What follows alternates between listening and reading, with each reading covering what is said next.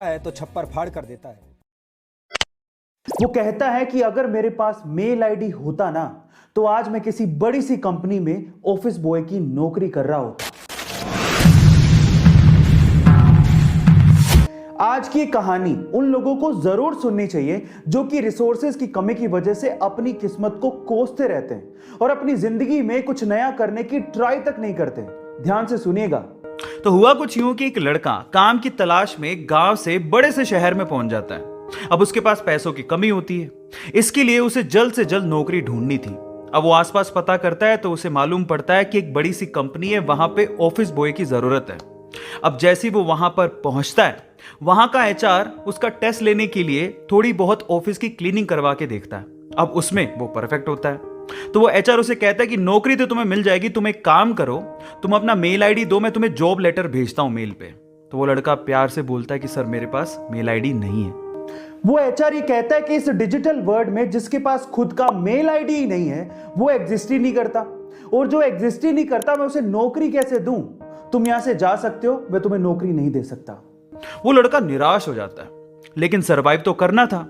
गांव से आखिरकार घर छोड़ के आया है, उसके जेब में ना 100 रुपए थे।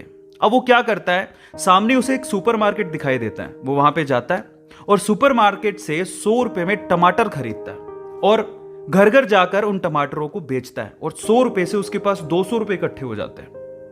अब वो बैठ के सोचता है कि यहां पर शहर में जो लोग हैं ना वो इतने व्यस्त हैं कि वो सुपरमार्केट जाके शायद टमाटर भी नहीं खरीद सकते या रोजमर्रा की चीजें नहीं खरीद सकते। अब उसने ये सोच लिया और ये समझ लिया कि यहां पर पैसा कमाना आसान है, तो वो डेली ये काम करता, जाता सुपरमार्केट, सामान खरीदता, घर घर जाके बेचता।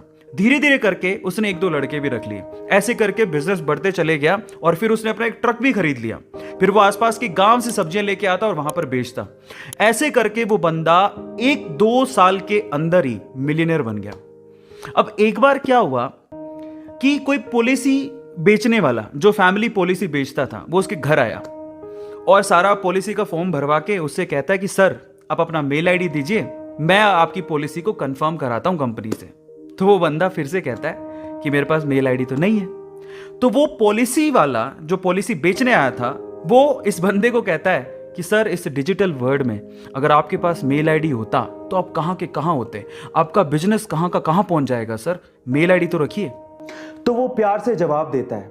वो कहता है कि अगर मेरे पास मेल आईडी होता ना तो आज मैं किसी बड़ी सी कंपनी में ऑफिस बॉय की नौकरी कर रहा होता। इसीलिए आपके पास अगर रिसोर्सेज नहीं है तो उसका रोना बंद करिए और आपके पास जो है उसकी कीमत को समझिए और वहीं से ही पैसे कमाने की और आगे बढ़ने की कोशिश करिए, रास्ता अपने आप मिलेगा।